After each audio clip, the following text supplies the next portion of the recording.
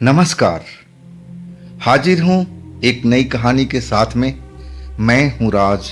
आप देख रहे हैं हाईवे 33।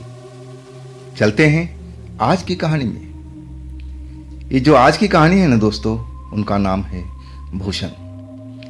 भूषण पश्चिमी उत्तर प्रदेश के रहने वाले और वो टेक्नीशियन, फैक्ट्रियों का मशीन सही करने वाले बंदे। उम्र लगभग 25-26 साल की उस टाइम रही होगी। ये घटना 2010 की है। भूषण का भी शादी नहीं हुआ था। उनसे जो बड़े भाई थे उनका अब शादी तय हो चुका था और उसके 2 साल के बाद ही भूषण का नंबर आने वाला था। भूषण की सबसे बड़ी कमजोरी थी लड़कियां। लड़कियों से दोस्ती करने का इच्छुक रहते थे, लेकिन भाग्य, तकदीर उनका साथ नहीं देता। जिससे भी वो दोस्ती करने जाते उल्टा ही कहानी बन जाती और डर जाते थे कहीं बदनामी ना हो जाए। लेकिन दिल में जो इच्छा थी उसको वो पूरा करना चाहते थे। किसी भी लड़की से दोस्ती करना चाहते थे, अपने दिल के हालात बताना चाहते थे, उसकी दिल के हालात का खबर लेना चाहते थे। बड़ी ही इच्छा थी, लेकिन ये ऐसा हो नहीं पा रहा था। एक तो उनके पास में अव्वल टाइम नहीं था। जब वो फील्ड के जॉब में थे और निकल जाते, एक बार जिस एरिया में चले जाते तो महीनों दिन लग जाता था। अब वही मैकेनिक वाला काम, रात दिन फैक्ट्री का मशीनें सही करना, इस फैक्ट्री से उस फैक्ट्री, और ऐसी भाग दौड़ की लाइफ थी भूषण जी की। तो शुरू करते हैं अब उनकी ये कहानी, उन्हीं की ज़बानी। दोस्तों, मेरा परिचय तो आप जान ही चुके हैं, तो मेन कहानी पर ही आ जाते हैं। मैं करीब 1 महीना अब मैं मध्य प्रदेश के एरिया में था और मेरा काम अब ख़त्म हो चुका था। जो भी वहाँ का पेंडिंग काम था, जिस फैक्ट्री में काम कर रहा था और उसके आसपास में भी मुझे जाना पड़ता था। लेकिन मैं लौट करके जो जिस शहर में था, जिस एरिया में मेरा काम चल रहा था, मेन इंडस्ट्री एरिया था, और वहीं पर मैं अब एक गेस्ट हाउस में रहता था, लॉज में। और जब मेरा काम ख़त्म हो गया ना, तो शनिवार का रात था। मुझे 1 महीना अब हो चुका था। मेरा भी इच्छा थी कि मैं अपने घर लौटूं। 1 महीना मेरे लिए काफ़ी हो गया था। घर का खाना खाए और गांव के लोगों का अब याद भी सता रही थी, यार दोस्तों का। और सबसे बड़ी कमजोरी तो मेरी एक लड़की थी जो मैं उसको दोस्त बनाना चाहता था। लेकिन मैं उसके पीछे काफ़ी दिनों से पड़ा रहा और वो कहती अभी नहीं, अभी नहीं, अभी टाइम नहीं है, मैं फिर बाद में बात करूँगी। और ख़ास करके मैं उसी लिए अपने गांव की तरफ जा रहा था ताकि मैं उससे दोस्ती कर सकूं। अब मैं काम जब ख़त्म किया, फैक्ट्री से निकला, तो रात के 9 बज रहे थे।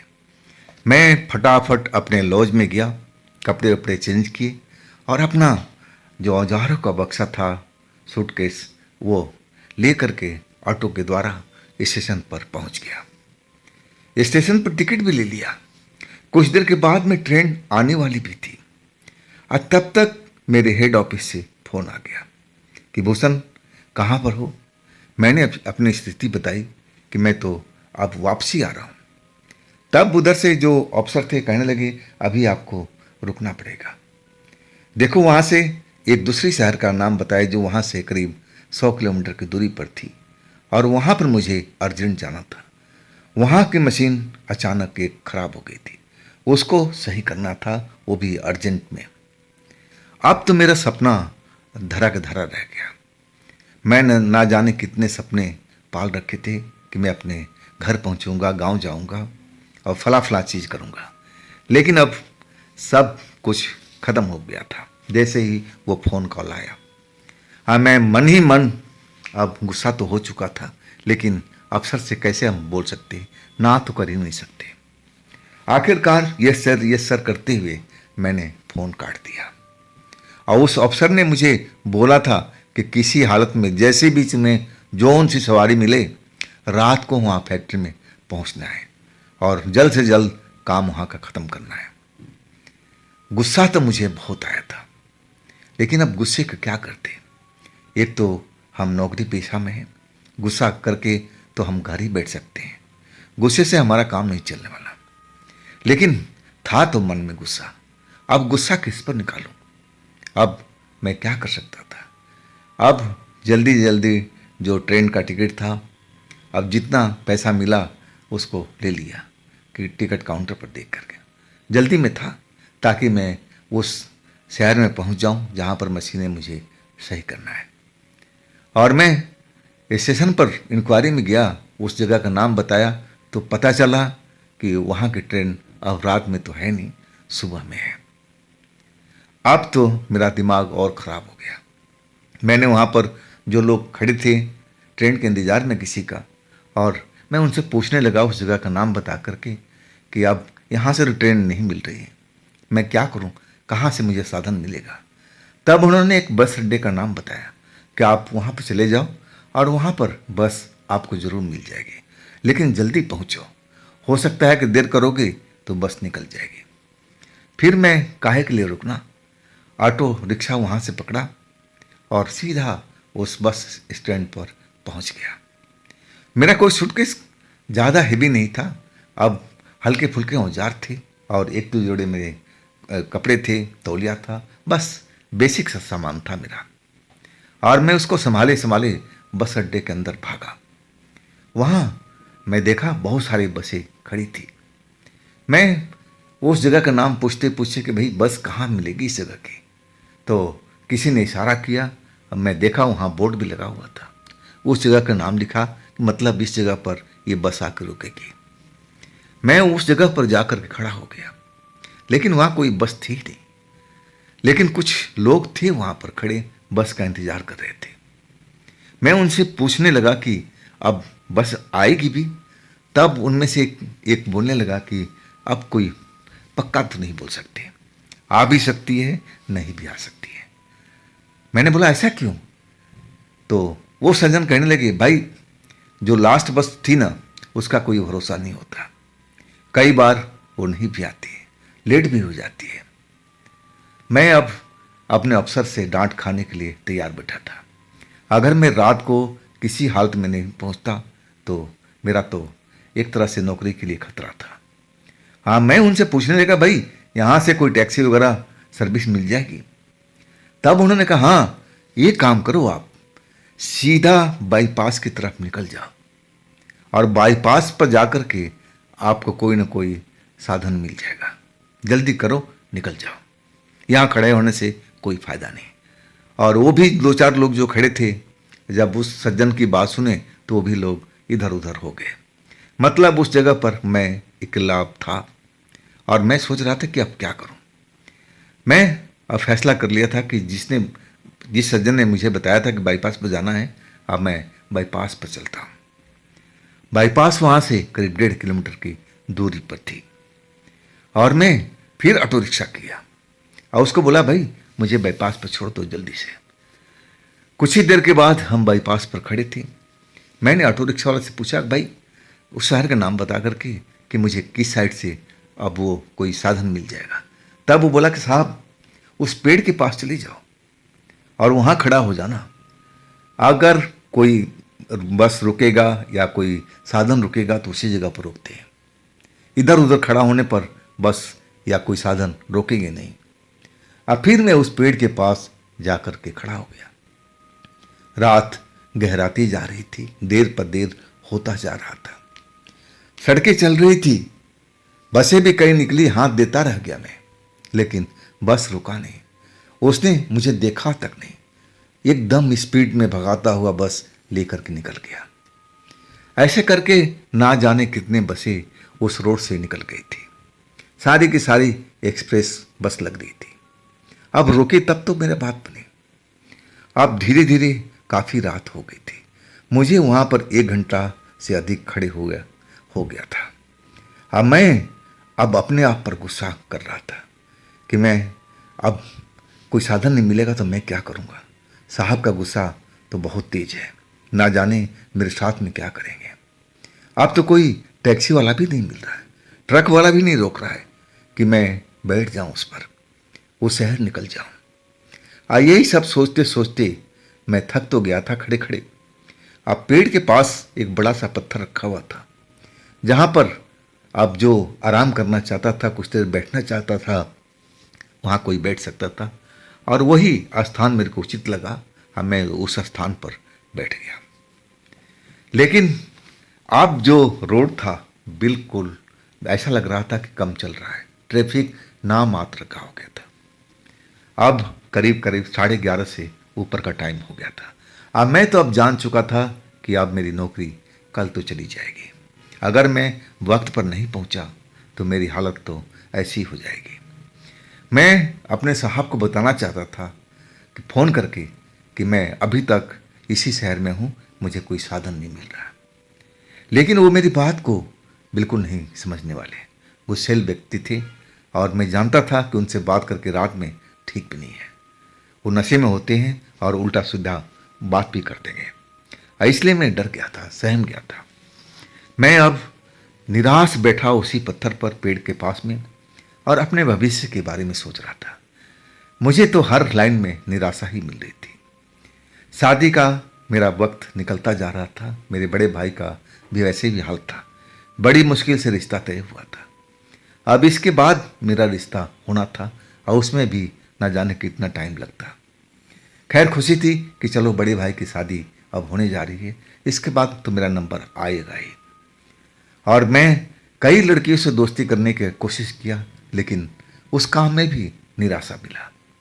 मैं समझने लगा कि मैं कहीं ऐसे ही बिना, जो कहा जाता है ना, अपशकुन वाला बंदा तो नहीं हूँ। मुझे कई बार ऐसा लगता था कि मैं हूँ ही ऐसा। मेरा जो चेहरा मोहरा है इस लायक नहीं है कि कोई लड़की मेरे से दोस्ती कर सके। लेकिन जब मैं आईने के सामने खड़ा होकर देखता तो मैं स्मार्ट दिखता था। मुझ में ऐसी कोई कमी नज़र नहीं आती थी। अब मैं सोचता कि आखिर वो लड़कियां मुझसे क्यों नहीं दोस्ती करती है, ऐसा क्या कमी है मुझ में। मैं उस कमी को ढूंढना चाहता था, लेकिन मैं ढूंढ नहीं पा रहा था। और तभी मैं ये सब सोच रहा था और तभी पीछे से एक आवाज़ सुनाई पड़ी। टाइम कितना हो गया है। आवाज़ बड़ा मधुर थी और लड़की की थी। इतनी मीठी आवाज़ सुनकर के मैं पीछे की तरफ मुड़ा। मैं तो ध्यान में अपना व्यस्त था, अपने फ्यूचर के बारे में सब सोच रहा था। वो कब आके मेरे पीछे खड़ी हो गई मुझे एहसास तक नहीं हुआ। मैं जब मुड़ कर के देखा तो देखता ही रह गया था। बड़ा गजब की ही हसीन लड़की मेरे पीछे खड़ी थी और काले कपड़े में बड़ा ही सुंदर लग रही थी उस रात में। वो मेरी तरफ देखती हुई कहने लगी, टाइम कितना हो गया, आपने बताया नहीं।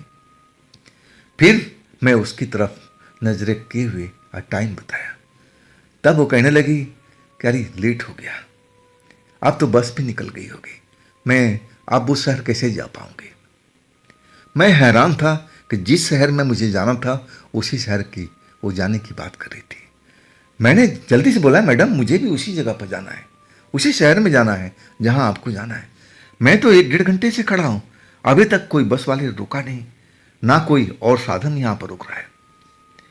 वो लड़की के चेहरे पर अब एक तरफ से ना कोई हंसी थी ना कोई खुशी थी, बिल्कुल चेहरा सपाट मुझे नजर आ रहा था।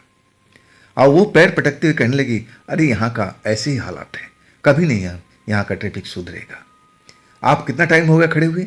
मैंने बोला 1-1.5 घंटे तो मैडम हो ही गया है, कोई बस वाला नहीं रुका। मैंने बोला नहीं। तब तो वो बिल्कुल बस निकल गया होगा, अब बस नहीं मिलेगा। मैं उसकी बात सुनकर के हैरान हो गया। मैंने कहने लगा, मैडम आप यहीं का हो क्या। तब बोली, हाँ हाँ मैं तो यहीं के हूँ, और देखो यहाँ से थोड़ी दूरी पर मेरा वो कॉलोनी दिख रहा है, लाइटें दिख रही है ना। मैं देखा मुड़ करके, मैंने कहा हाँ लाइटें तो दिख रही है, वहीं पर मेरा घर है। मैं तो यही सोच के आई थी कि चलो मैं वक्त पर आई हूँ और बस मुझे मिल जाएगी, लेकिन तुम बता रहे हो कि सारी बसें निकल गई, अब क्या मिलेगी। मैं कहने लगा कि मैडम अब क्या रास्ता है वहाँ पहुँचने का उस शहर में। वो सोचती रही। मैंने पूछा कि मैडम आपने कुछ बताया नहीं, आप सोच ही रही, क्या आपके दिमाग में कुछ चल रहा है। तब वो कहने लगी, क्या आपको अर्जेंट जाना है? आप सुबह चले जाना। मैंने बोला, मैडम मुझे अर्जेंट पहुंचना है, मेरी नौकरी का सवाल है, ऐसा कोई साधन बताइए जिससे हम वहां पहुंच पाए। तब वो कहने लगी, देखो इसमें पैसा तो लगेगा ज़्यादा, मेरे घर के बगल में एक टैक्सी वाला है, और चलो हम उससे बात कर लेते हैं, आधा आधा कर लेंगे और तुम्हारा भी काम हो जाएगा, मेरा भी काम हो जाएगा। ये तो बड़ी खुशी की बात थी। मैं मन ही मन खुश होता हुआ बोला, क्या अच्छी बात है मैडम, चलिए देर नहीं करते, निकल पड़ते हैं। और वही मैंने अपना सूटकेस उठा लिया और मैडम अब वो भी जाने के लिए तैयार हो गई। आगे आगे वो चल रही थी। मैं देखा ऐसा वो कपड़ा पहन रखी थी कि पैर उसके नजर नहीं आ रहे थे, और कई बार ऐसा मुझे लगता था कि जैसे वो हवा में तैर रही हो, हवा में चल रही हो, कपड़ा नीचे का लहरा रहा है। लेकिन मैं अपने दिमाग से ये फितूर निकाल देता था, अरे ऐसा कैसे हो सकता है, कोई लड़की इतनी सुंदर और हवा में कैसे चल सकती है, ऐसा तो भूत प्रेत करते हैं, ये लड़की इतनी खूबसूरत है, ये भला भूत चुड़ैल कैसे हो सकती है। मैं अपने आप को कोसने लगा कि मेरी सोच कितनी छोटी है, ऐसा नहीं हो सकता। लेकिन जब भी मैं उसके पीछे चल रहा था और कुछ देर के बाद मैं सोचने पर मजबूर हो जाता था, उसका पैर मैंने अभी तक देखे नहीं कि कैसा पैर है, बस पीछे वो कपड़ा ही लहरा रहा था, जैसे मैडम हवा में चल रही है, मुझे ऐसा ही प्रतीत होता। लेकिन जिस ढंग के कपड़ा पहन रखा था, मुझे लग रहा था कि वो पैदल ही चल रही थी और वो कपड़ा हवा में उड़ रहा था। अब मुझे ऐसा लग रहा था, महसूस हो रहा था, यही मैं अपने मन में हिसाब लगा लिया था। खैर वो आगे आगे चल रही थी, पीछे पीछे मैं, और हम एक दूसरे से थोड़ी ही दूरी पर थे। कई बार मैं मैडम से बात करता हुआ जा रहा था कि मैडम कितनी दूर है आपका घर। वो कह रहे थे कि बस देखो ना, लाइट नजर आ रही है ना, अब कुछ ही देर में हम पहुंच जाएंगे। मैं पूछ रहा था, मैडम पक्का है ना कि टैक्सी मिल जाएगी वहां से जहां से आप बता रही हो? वो कहने लगे, हाँ बिल्कुल मिल जाएगी, मुझे भी जल्दी पहुंचना है, इसलिए मैं भी कोशिश कर रही हूँ, चलो चलो तेज चलो। लेकिन जितनी तेज वो चल रही थी, मैं चल नहीं पा रहा था। उसमें एनर्जी मुझे काफ़ी दिख रही थी और मैं सारा दिन का काम किए हुए थका हारा था, और इसलिए मुझे लग रहा था कि मेरी जो शक्ति है अब कम हो चुकी है थकावट की वजह से। इसलिए मैं उससे रेस नहीं लगा पा रहा हूँ, पिछड़ता जा रहा हूँ। और जब मैं पिछड़ जाता वो रुक जाती, कहती चलो ना, इतना देर क्यों कर रहे हो। और आखिरकार मैं जितना शक्ति था उसके पीछे पीछे लगा दिया था। आगे आगे चल रही पीछे पीछे मैं अब एक जगह पर, ऐसी जगह पर आ गई कि जहाँ पर दोनों साइड में झाड़ी झाड़ी से दिख रहे थे। अब बीच में से पतला सा रास्ता निकला हुआ था, वो रास्ता चमक रहा था। और रात के अंधेरे में भी, क्योंकि लोग बाग उस पर चलती रहती थी, सफ़ेद हुआ पड़ा था, और उस रास्ते पर चलने लगे। अब जिस गांव की तरफ उसने इशारा किया था वो तो थोड़ा अलग हो गया था। और जब वो उस रास्ते पर पहुंचा तो मैडम को मैं बोला कि मैडम हम गलत रास्ते पे जा रहे हैं, वो आपने जो गांव का आप दिखाया था, इशारा किया, तो उस साइड में रह गया। तब वो कहने लगे कि वो हम जल्दी पहुंच जाएंगे, इधर से जाते ना तो देर हो जाता, आओ आप जल्दी करो, जल्दी करो, देर हो जाएगी, आओ आओ जल्दी आओ। फिर मैं ज़्यादा सोच ही नहीं पाया, मैडम के पीछे पीछे जितनी शक्ति थी मेरे में अब एक तरह से चल पड़ा था, और हम वो जंगली रास्ते को पार कर गए थे। मैं देखा अब खेतों का इलाका था, और खेतों के आसपास में मुझे कुछ ऐसी झोपड़ी टाइप की नज़र आ रही थी। वहाँ भी अंधेरा मुझे साफ नज़र आ रहा था। कई झोपड़ियाँ वहाँ पर खेतों में लगी हुई थी, और वो लड़की उसी झोपड़ी की तरफ जा रही थी। जब वो झोपड़ी नज़दीक आ गया, मैंने पूछने लगा, मैडम हम गलत जा रहे हैं, आप गलत जा रहे हैं रात के टाइम में, अब मैं लग रहा हूँ कि आप भूल रही हैं रास्ता। तब वो कहने लगी कि नहीं नहीं, वो जो ड्राइवर है ना, इसी झोपड़ी में रहता है, इसका ये खेत है, इसी में आराम करता है, दिन में टैक्सी चलाता है और रात को खेत में रखवाली करने के लिए आ जाता है। हम तो जानबूझ के यहाँ पर आए, आ जाओ, घबराओ मत, मैं हूँ ना तुम्हारे साथ में। एक तरह से दिलासा दे रही थी। आखिरकार मेरे पास में कुछ ऑप्शन तो था नहीं, मैं पीछे पीछे अब उस झोपड़ी के पास जाके खड़ा हो गया और वो लड़की किसी का नाम लेकर के पुकारने लगी, जोर जोर से पुकारने लगी, लेकिन जिसका भी नाम ले रही थी अब उसका जवाब नहीं आ रहा था। और तब वो पैर पटकते हुए कहने लगी, लग रहा है कि ज़्यादा गहरी नशे नींद में आ चुका हो, नशा कर लिया होगा। मैं जा रही हूँ अंदर, तुम भी आ जाओ, जगाने में मदद करो, और एक बार उठ गया तो हमारा काम हो जाएगा। वास्तव में मुझे थोड़ा अंदर जाने में झिझक हो रही थी। एक अजीब सा डर मेरे बदन में आ चुका था, सिहरन सी हो रही थी। मेरा जो मन अब दो भागों में बटा हुआ था। एक मन कह रहा था कि नहीं नहीं, खबरदार, अंदर मत जाना। लेकिन दूसरा मन था, वो कह रहा था अरे जाओ ना, जब लड़की चली जा रही है तो तुम क्यों नहीं जा रहे हो। और मैं इस दंड में फंसा हुआ था कि जाऊं ना जाऊं, जाऊं ना जाऊं। आखिरकार लड़की ने मुझे आवाज आई, अरे आओ ना, जल्दी करो ना, फिर हम लोग लेट हो जाएंगे। जल्दी इसको उठाते हैं और फिर हमें गांव भी तो जाना है, टैक्सी के पास में, जल्दी आओ। और फिर मैं अब ना चाहते हुए भी उस झोपड़ी के अंदर चला गया। जैसे ही गया मैं देखा झोपड़ी में अंधेरा हुआ पड़ा था।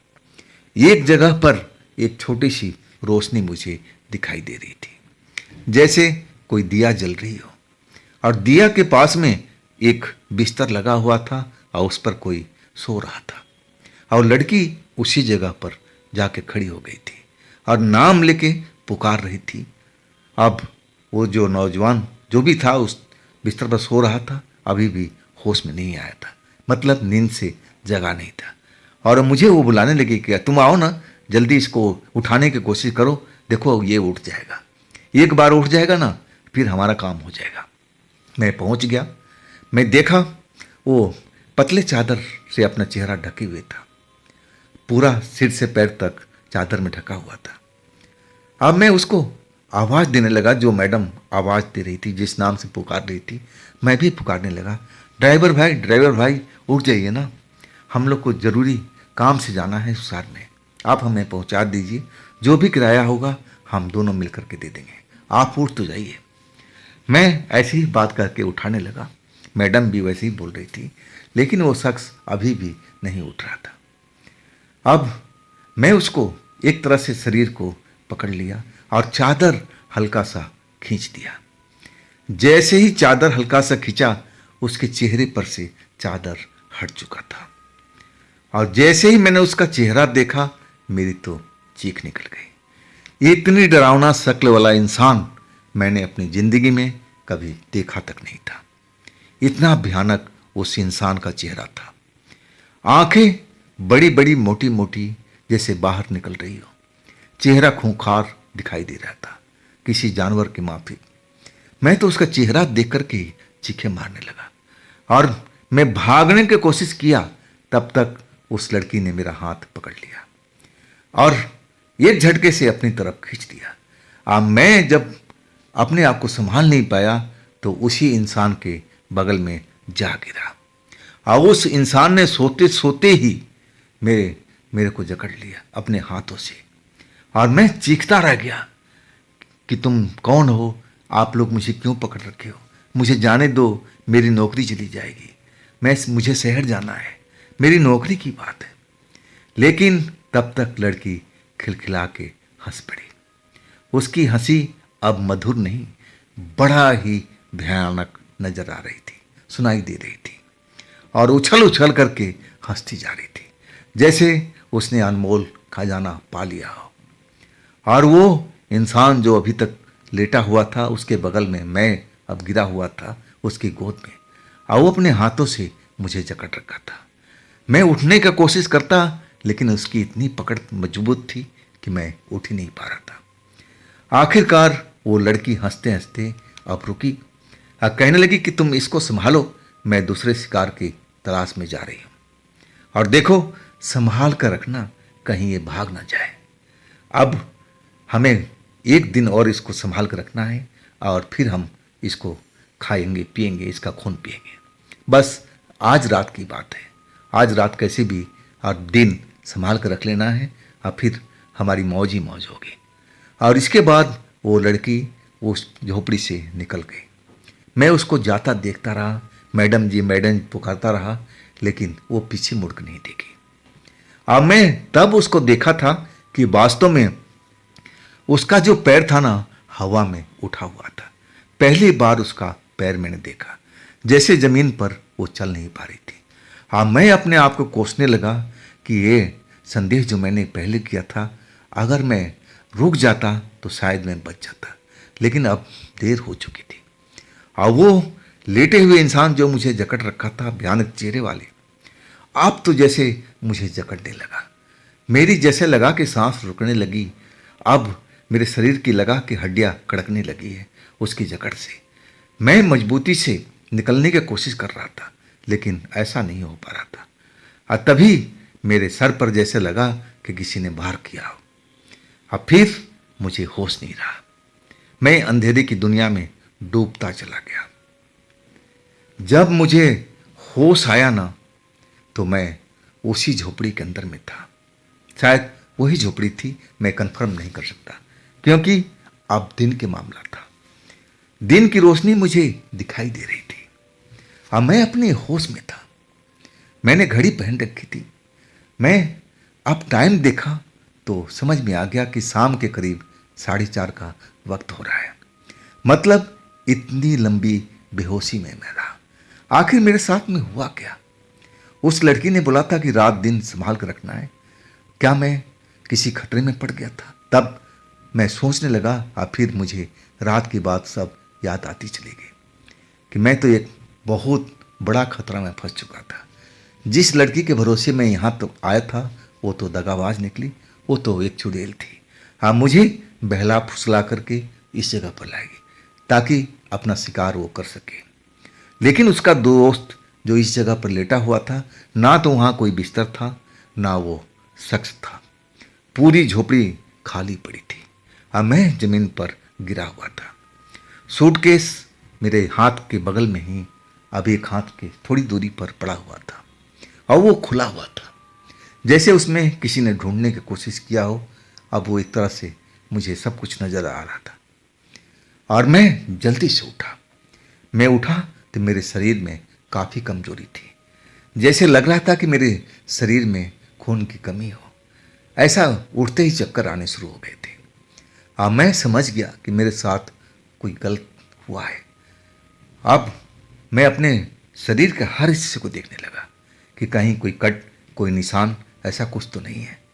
मुझे लगा कि मेरे शरीर का खून पिया गया है। उस लड़की ने मेरे खून का इस्तेमाल किया है, और तभी ये मेरा हालत हुआ पड़ा है।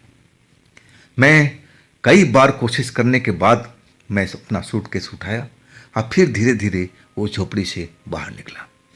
बाहर निकला तो मैं देखा कि खेतों का इलाका था, और वही रास्ता था जिस रास्ते से हम रात को यहाँ पहुँचे थे। आगे में झाड़ी वाला रास्ता मुझे दिखाई पड़ रहा था, और हाईवे भी नज़र आ रही थी, जहाँ पर अब ट्रैफिक चल रहा था सुचारू रूप से। और फिर मैं धीरे धीरे कदम उठाता हुआ, इतनी मेरे शरीर में ताकत नहीं थी कि मैं दौड़ जाऊं, उस जगह से भाग जाऊं, लेकिन जैसे तैसे रुक रुक करके मैं आखिरकार हाईवे पर पहुंच गया। उसी पेड़ के पास जहां पर स्टैंड था, और वो स्टैंड ऐसा था कि कोई परमानेंट नहीं था। अगर कोई हाथ देता था तो बस वहां पर रुकती थी, नहीं तो सीधा निकल जाती थी। मैं उस जगह पर आया। अब जो मेरा फ़ोन का ध्यान आया कि मेरा फ़ोन कहाँ है, और फिर मैं जेब में हाथ डाला तो फ़ोन सही सलामत था, लेकिन उसकी जो बैटरी थी सब कुछ ख़त्म हो चुकी थी। मतलब एक तरह से नकारा अब हो चुका था। मैं अब डरा हुआ था। एक तो डर रात का, और दूसरा मेरे बॉस का कि मैं कहीं के नहीं रहा। इधर उस लड़की ने शायद मुझे जिंदा छोड़ दिया मेरा खून पी करके, या फिर मेरे साथ क्या हुआ मैं जान नहीं पाया। और उधर मेरा बॉस अब खून पीने के लिए तैयार बैठा होगा। मैं एकदम दुविधा में फंसा हुआ था। आखिरकार मैं अब एक रिक्शे वाले को रोकवा दिया। रिक्शा वाला शरीफ था, उस जगह पर रोक दिया। मैं बोला, भैया स्टेशन चलो। अब मुझे शहर की तरफ नहीं जाना था, जहाँ रात को हमें पहुँचना था। मैं जान चुका था कि वहाँ पर अब जाने से कोई फ़ायदा नहीं है। मैं स्टेशन पहुँचा। वहाँ से अब मैं लोकल फ़ोन से स्टडी से अपने साहब को फ़ोन किया कि साहब मेरे साथ में ऐसे ऐसे रात में घटना हो गया। लेकिन साहब मेरी बात कहाँ सुन रहे थे। वो कहने लगे ऐसे किस्से मैंने बहुत सुने हुए हैं, तुम ड्रामा कर रहे हो। मैं जानता हूँ कि तुम नशे में थे और नशे में कहीं लुढ़के हुए पड़े होंगे रात में, आज जबकि मैं कोई नशा करता ही नहीं था। मैं बार बार दुहाई देता रहा कि साहब जो मैं कह रहा हूँ सच कर रहा हूँ, लेकिन साहब मेरी बात को मानने के तैयार नहीं थे और उन्होंने वहीं से फरमान सुना दिया था कि तुम्हें अब ऑफिस में आने की ज़रूरत नहीं है, तुम्हारी जगह पर मैंने दूसरा लड़का रख लिया है, अब तुम्हारी नौकरी ख़त्म। जब मैंने अब उनका आखिरी वक्त जो वाक्य था समझा, तब तक उधर से फ़ोन कट चुका था। मेरे हाथ में रिसीवर लेकर के मैं खड़ा कानों के पास और लगा के जिससे पूरा धरती हिल रही है। मैं डर गया था जॉब की वजह से। एक तो जॉब आसानी से मिलती नहीं, ये मेरा अच्छा जॉब था, इसमें 2-4 पैसे मैं अलग से कमा भी लेता था, लेकिन ये भी जॉब अब हाथ से निकल गई। अब मुझे लगा कि अब कोई फर्क नहीं पड़ेगा वहाँ ऑफिस में जाने को, अब तो मैं सीधा यहाँ से अपने गांव ही निकलूँगा। अब कुछ दिन आराम करने के बाद अब नई जॉब की तलाश में निकलूँगा और ये घटना मैं पूरे अपने परिवार में बताऊँगा आखिर ये सब मेरे साथ में क्या हुआ था। और फिर मैं एक दिन के बाद अपने घर पहुँच गया था। मैं अपनी माँ से सारी किस्सा कहानी जो था मेरे साथ में गुजरा हुआ सब कुछ बताने लगा। अब मेरी माँ सुन करके रोने लगी थी। अब कहने लगी कि बेटा वो चुड़ैल थी, वो तुझे फंसा करके और ले जाना चाहती थी और वो तेरा हो सकता है खून भी पिया हो। बेटा तुझे मैं किसी तांत्रिक से दिखाऊंगा ताकि आगे कोई तकलीफ ना हो। आखिरकार माँ ने वही किया, तांत्रिक को बुलाया गया, लेकिन तांत्रिक ने आते ही मुझे देखा, बोला कि नहीं इसके ऊपर में कोई ऐसी शक्ति सवार नहीं है, सब कुछ ठीक है, इसको आराम की ज़रूरत है। मैंने तांत्रिक बाबा से पूछा कि आखिर वो शक्ति कौन थी, वो लड़की कौन थी, वो भयानक चेहरे वाला वो कौन था जिसने मुझे रात में जकड़ रखा था। तब वो तांत्रिक कहने लगे कि बेटा तुम उनके जाल से कैसे निकल गए, मुझे आश्चर्य है। जो भी ऐसे भूत प्रेत के जाल में फंसता है वो निकल नहीं पाता है, लेकिन तुम भाग्यशाली हो कि तुम उनके चंगुल से जिंदा वापस आ गए, नहीं तो आज तक ऐसे जो जिन शक्तियों से तुम निपट रहे थे ना, वो शक्ति बहुत ही शक्तिशाली थी और उस लड़की का यही काम था कि अनजान लोगों को फंसा करके अपना शिकार बनाए। मैं अब तांत्रिक बाबा का बात समझ गया था। मैं भी भगवान का धन्यवाद करने लगा कि आपने मुझे अभी तक जिंदा रखा। तो दोस्तों ये थी आज की कहानी भूषण जी की। अगर आपके पास भी ऐसी कोई घटना है जो आप मुझे बताना चाहते हैं, सुनाना चाहते हैं, तो आप मुझे इंस्टाग्राम पर या मेरे व्हाट्सएप नंबर पर अपनी कहानी को आप भेज सकते हैं। और दोस्तों ये भी चैनल आप ही का है, तो इसको भी अपना प्यार दीजिए, दुलार दीजिए, लाइक कीजिए, सब्सक्राइब कीजिए। और आज की कहानी आपको कैसी लगी आप हमें कमेंट करके ज़रूर बताइएगा। फिर हम कल मिलते हैं एक नई कहानी के साथ में। आप लोग अपना ख्याल रखिएगा। नमस्कार।